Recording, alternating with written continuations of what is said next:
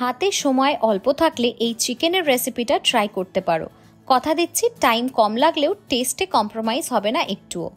কড়াইতে তেল দিয়ে গোটা গরম মশলা ফোড়ন দিয়ে নেব।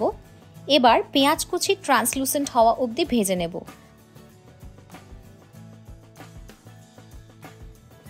ভাজার সময় অবশ্যই কিছুটা নুন আর চিনি ব্যবহার করতে হবে। এরপর একে একে দিয়ে দেব আদা বাটা, রসুন বাটা আর কাঁচা লঙ্কা বাটা। তারপর সবকিছু ভালো করে কষিয়ে নিতে হবে 7 থেকে 8 মিনিট সময় নিয়ে। তারপর ফ্যাটানো টক দই দিয়ে আবার ভালো করে নেড়েচেড়ে নিয়ে 2 থেকে 3 মিনিট সময় ধরে রান্না করতে হবে।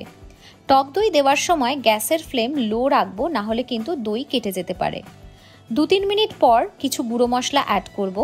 একে একে দিয়ে দেব যে কোনো ব্র্যান্ডের চিকেন মশলা, লাল লঙ্কার গুঁড়ো, কাশ্মীরি লঙ্কা গুঁড়ো যাতে ভালো রং আসে,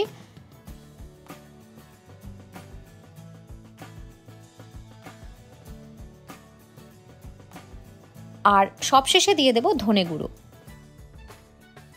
এবার সবকিছু ভালো করে মিক্স করে নিয়ে কষিয়ে নেব।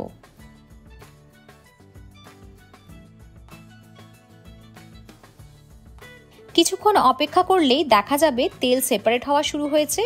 ব্যাস, তাহলেই চিকেনের পিসগুলো অ্যাড করে দেব। যেহেতু চটজলদির রান্না, আমি কিন্তু আগে থেকে মাংসতে কোনো রকম ম্যারিনেশন করিনি। মাংসটা নেড়ে নিয়ে ঢাকা চাপা দিয়ে 10 মিনিট রান্না করতে হবে।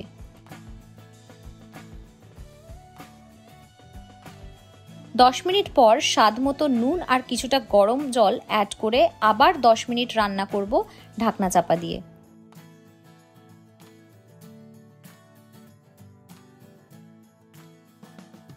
মাংসের কোয়ালিটি ভালো হলে এর মধ্যেই মাংসটা সেদ্ধ হয়ে যাওয়া উচিত। প্রয়োজনে আরও কিছুটা সময় দিয়ে রান্না করতে হবে।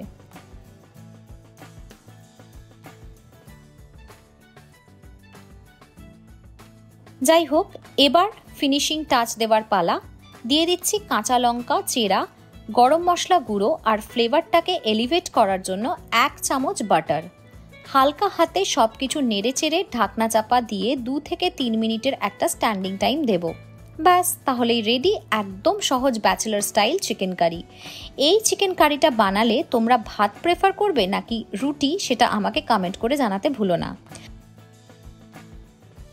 দেখা হচ্ছে খুব তাড়াতাড়ি নতুন একটা রেসিপি নিয়ে।